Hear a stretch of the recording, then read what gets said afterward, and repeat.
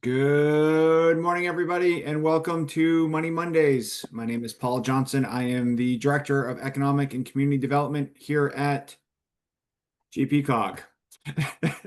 Oh yeah. Uh yes. And you are joined by, sorry, your Oh, and colleague. I am joined by, as always, So distracted by trying to find the GP cog on my screen. Belinda Ray, Director of Strategic Partnerships here at GP cog. awesome. Let's get started. Yes, sir. 1 second here. Do,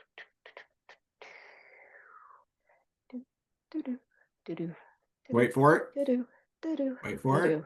do. My topic today is the Root Institute's program called Venture Forward, which you may or may not have heard about, or you may or may not have read about it in the Portland Press Herald, I think a couple weeks ago. So I thought I would take the time to quickly highlight it. Next slide, Belinda. And for those of you that aren't familiar with the Root, well, everybody knows about the Root Institute, but this is a brand new program, and it was just essentially piloted, perhaps we might call it a pilot, with the town of Yarmouth. It went very well. And there is a link on the next slide. If you want to the very last bullet point there is a Portland Press Herald article about the collaboration between the Root Institute and the town of Yarmouth. But what this is it's a program for small businesses, and it works with the municipality. So it's not just small businesses in your town or your city. It's some of your town staff with these small businesses.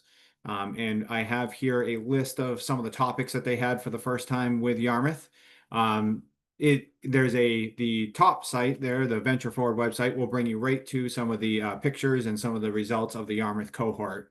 But it looks like it's a very worthwhile exercise. It's a great way to have, particularly some of these places that have a smaller business community. They don't necessarily always have a ton of tools or feel like they have access to incubators or mentors or maybe even relationships with town staff. So this was a great way to build those. And on the next slide, just a quick plug for this is me. This is a lot of screenshotting, so I apologize. It came out a little busy. But these are just examples. This was the cohort for Yarmouth. So you can see 1, 2, 3, 4, 5, 6, 7, 8, 9, 10. So 10 local businesses in Yarmouth. And that's a lot. That's some really good participation. And I'll let you dig into the article yourself, but I think they're looking for a second or third cohort. So if you are a member of a town or city organization, or you're an economic development director or a town manager watching this, reach out to the Root Institute and see if this is a opportunity for you and your business community. Excellent. Thank you, Paul. I'm going to talk today about what's new with federal grants. So as the administration changed, a lot of things changed with the way grants are coming out and what they're asking for. And today we are going to cover the top 5, according to me. This is my top 5 list. So the number 5, we're going to count them down. Very exciting. Number 5 is the executive orders. So the executive orders have had a great influence on grants. And if you look at a notice of funding opportunity called a NOFO, you will often see this top sentence. Prior to applying, you should review these presidential actions. They want to make sure that you are familiar with them. And their greatest hits, the 3 that they like to point out the most, call out by name in a grant to say these, be very aware of these, are the ones I've listed there. Unleashing American Energy, we're going to talk about when we get to the end. Actually, we'll come back to Unleashing American Energy because that had some specific impacts on certain things, but the 3 are right there. And then we'll go to number 4, less red tape. This is kind of a big positive. They have been taking, this administration and the agencies underneath it have all been taking various NOFOs and going through them and reissuing them. And the reissues are much easier to read. So you'll see things that were once 95 pages to wade through are now 12 pages. And the applications are streamlined. You will see that where you were once asked to provide 30 pages of narrative, you might now be limited to 3. And there are positives and minuses about that, right? It's a little harder to explain an entire very complex project in a very small space, but at the same time, you're also not trying to just suck up pages with information that you think they want and to try to hit this page limit. So it's kind of nice to know that they want the very basic information, and that's what they're going to judge it on. And the flowery words that we often were surrounding things with aren't going to count as much anymore, perhaps. And then also changes to the National Environmental Policy Act, NEPA. And this also, I think, has some pros and cons. So Executive Order Unleashing American Energy called for a governmental council to propose rescinding its NEPA regulations and then just provide guidance to federal agencies about how to follow national environmental policy. And that has resulted in some things getting through more quickly, which is great. I know we had a lot of trouble with our first Safe Streets for All grant.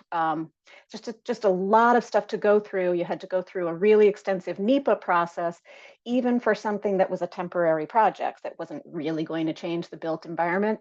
And that's kind of getting pulled back a little bit. So there are some positives. Of course, we don't know yet how this is going to impact things long term, if there's going to be enough environmental process, but it's a good thing to kind of have some of those regulations pulled back. I think it makes it easier for people who are trying to navigate the NEPA process. And again, we're going to talk about this. This keeps coming back. We're going to talk about this at the very end too. Number 3, an emphasis on public-private partnerships. So you will see in many of the grants where it used to say, you can invite partners. Now there's an emphasis. They really want to see you bringing in private businesses in particular, because they want to try to leverage the government money matched by private industry, matched by other public money or in kind or whatever. They want to see like a whole package. And you'll see that with EDA grants. We've seen that, Paul. And we'll see it also on infrastructure, clean energy, and even social services grants. They really want to bring the private sector in to help manage programs. And lots of times there is no cost share to things, but you will see that they do place an emphasis on seeing that you have other people involved. So even though it's not a merit criteria, it kind of is a merit criteria. They want to know you've got deep involvement, and particularly from the private business community. Number 2, some early termination language is more overt. They've always had the ability through their federal regulations, CFR 200, to rescind funds if you're not performing. But that used to be kind of like a thing in the terms and conditions where it said you have to comply with all the federal regulations, and they didn't really call anything out.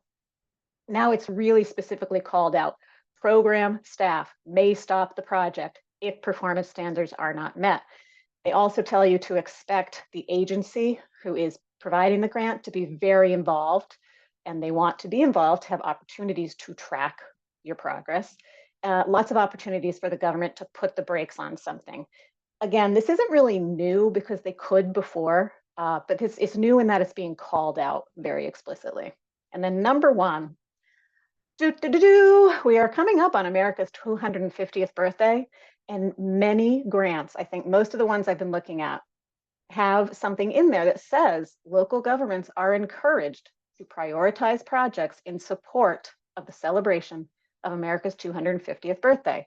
There are lots of things you can do there, but they want projects that recognize and honor the nation's founding history and cultural heritage. Now, I scanned and scanned through merit criteria to see if this makes its way into like, you're going to get extra points, and it doesn't. But at the same time, it's called out in the NOFO. And at the end, there is usually something that says you will be evaluated by how well you meet the specifications in this NOFO, and this is in there. So I do think it might help you in some cases if the project that you're doing has a natural fit to work in some celebration of America's 250th. That might help you out. It is very new that it's being mentioned. I don't know if that's particular to this administration or if that would have happened in any administration, but something to be aware of.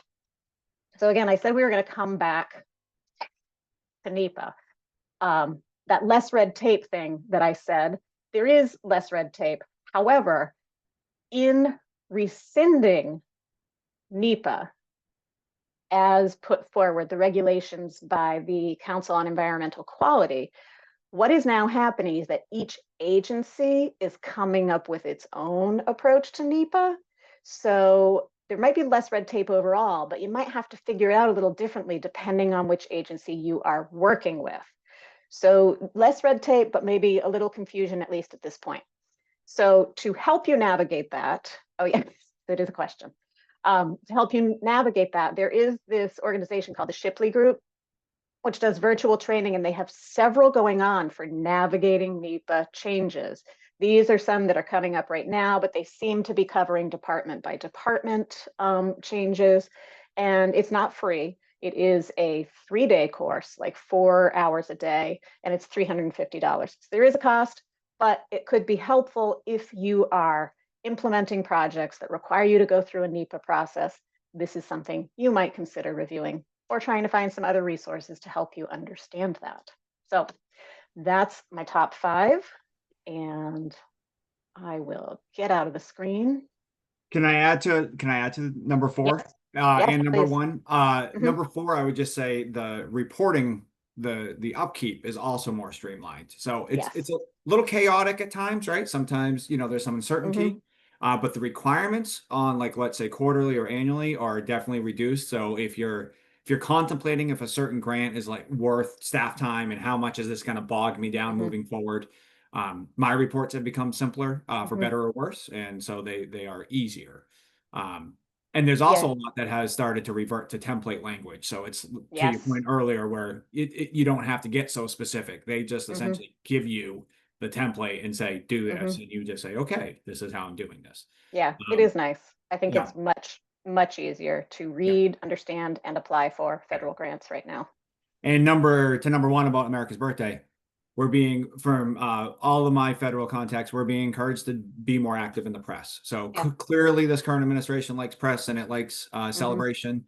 And so you'll see that GPCOG is, we'll do more press releases, and they want us to be more vocal about things that have resulted in the grant funding. So, Yeah. yep. Yep. So really interesting. We'll keep watching. We'll tell you if we learn anything else that would be helpful to you. And that's it for Monday. I'm always looking at my tea bag, hoping for something amazing. All right. Be Yeah. What, fearless. what, what were the words of wisdom today?